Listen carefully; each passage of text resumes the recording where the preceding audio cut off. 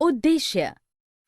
इस पाठ के अंत में आप निम्नलिखित सीखने में सक्षम हो जाएंगे।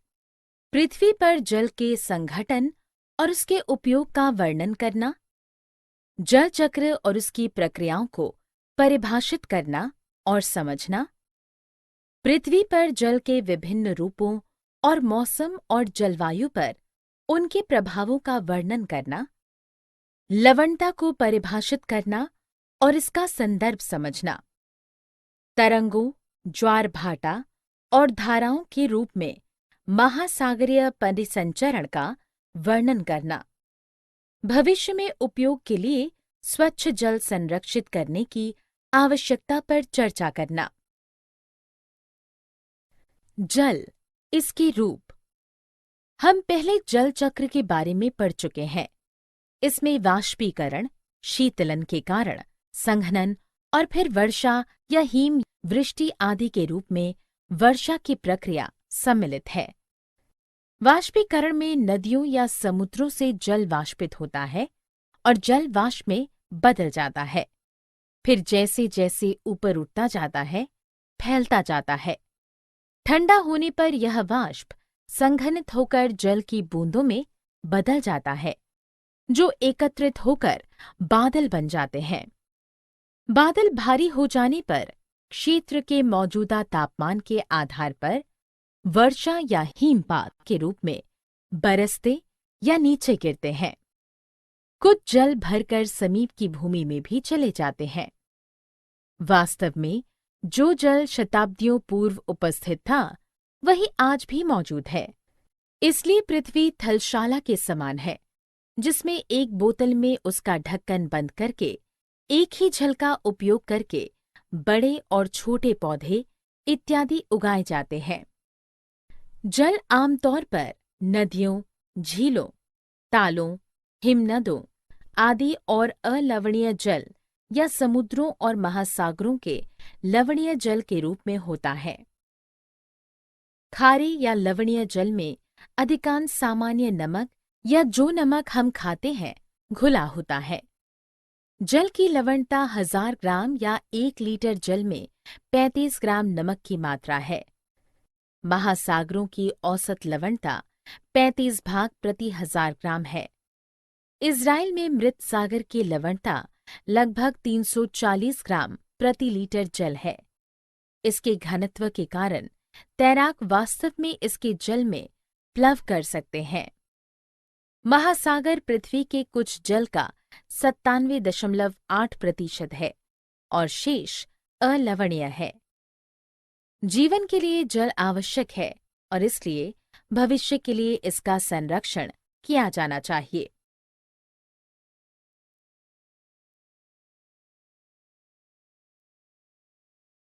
महासागरीय परिसंचरण।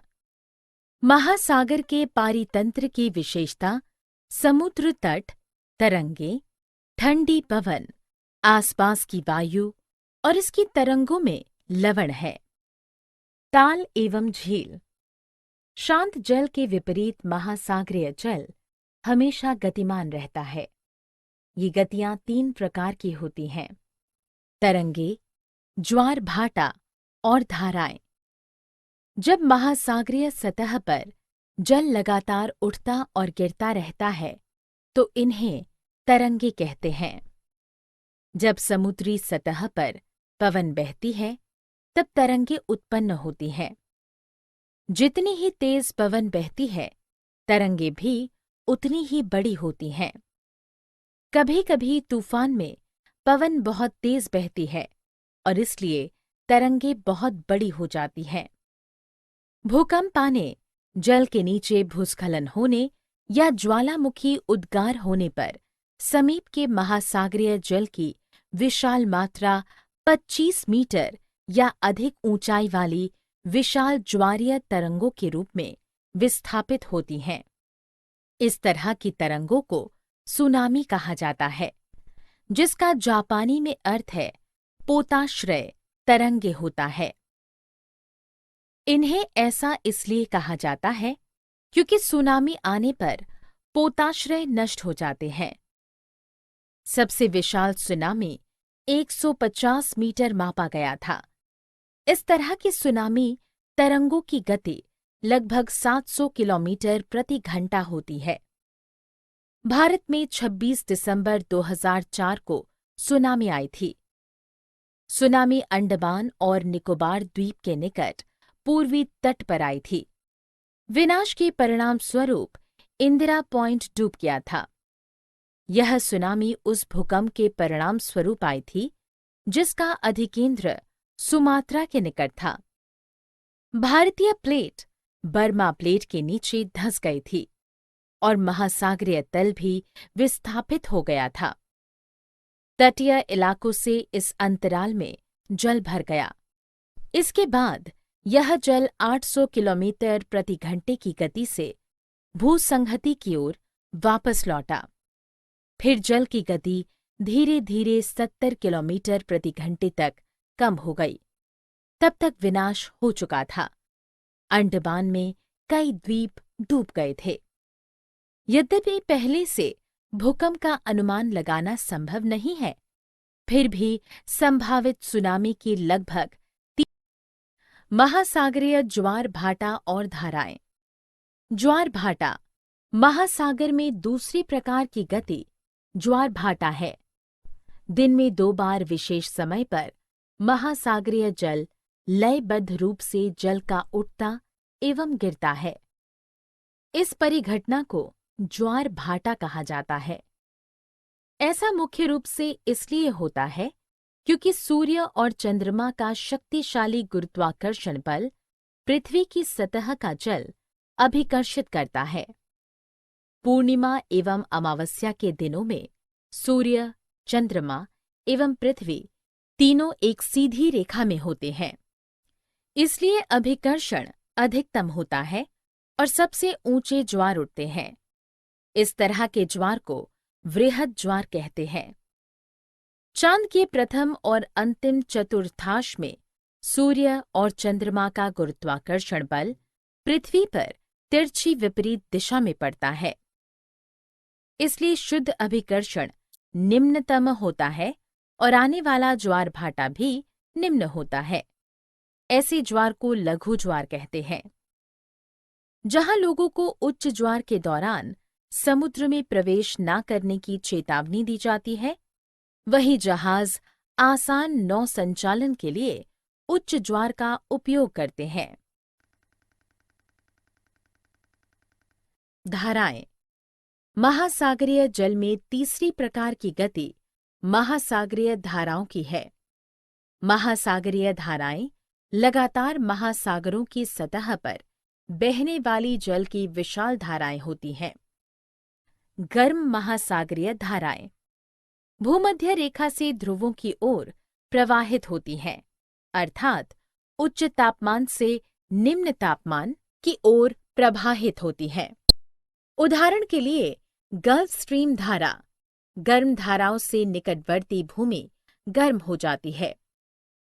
ठंडी महासागरीय धाराएं ध्रुवीय क्षेत्रों में उत्पन्न होती हैं और उष्णकटिबंधीय या निम्न अक्षांशों की ओर प्रवाहित होती है। लैब्राडोर धारा ऐसी ही एक धारा है।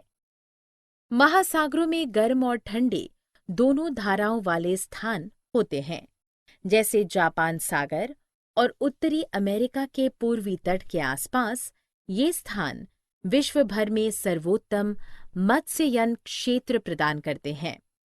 हालांकि ये स्थान आमतौर पर कोहरे वाले होते हैं और नौ संचालन कठिन बनाते हैं। सारांश।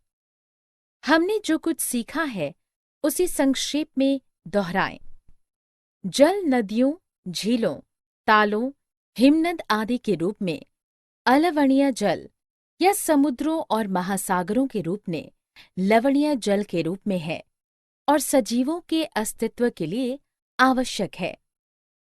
जल चक्र में वाष्पीकरण, शीतलन के कारण संघनन और फिर वर्षा या हिम या सहिम वृष्टि आदि के रूप में वर्षा की प्रक्रिया सम्मिलित है और यह हर समय जारी रहता है। इसलिए जो जल प्राचीन काल से उपस्थित था वही आज भी मौजूद है। हालांकि जल बर्बाद या नष्ट ना करना महत्वपूर्ण है। महासागर पृथ्वी के कुल जल का 97.8% है और शेष अलवणीय जल है। जल की लवणता 1000 ग्राम या 1 लीटर जल में नमक की मात्रा है। महासागरों की औसत लवणता 35 भाग प्रति 1000 ग्राम है। ताल एवं झील के शांत जल के विपरीत महासागरीय जल हमेशा गतिमान रहता है। ये गतियां 3 प्रकार की होती हैं: तरंगे, ज्वार भाटा और धाराएं। भूकंप आने, जल के नीचे भूस्खलन होने या ज्वालामुखी उद्गार होने पर समीप के महासागरीय जल की विशाल मात्रा 15 मीटर या अधिक ऊंचाई वाली विशाल ज्वारीय तरंगों के रूप में विस्थापित होती हैं। इस तरंगी तरंगों को सुनामी कहा जाता है।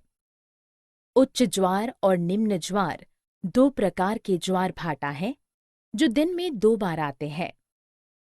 पूर्णिमा एवं अमावस्या के दिनों में सूर्य, चंद्रमा एवं पृथ्वी तीनों एक सीधी रेखा में होते हैं, इसलिए अभिष्करण अधिकतम होता है और सबसे ऊंचे ज्वार उठते हैं। इस तरह के ज्वार को वृहद ज्वार कहते हैं।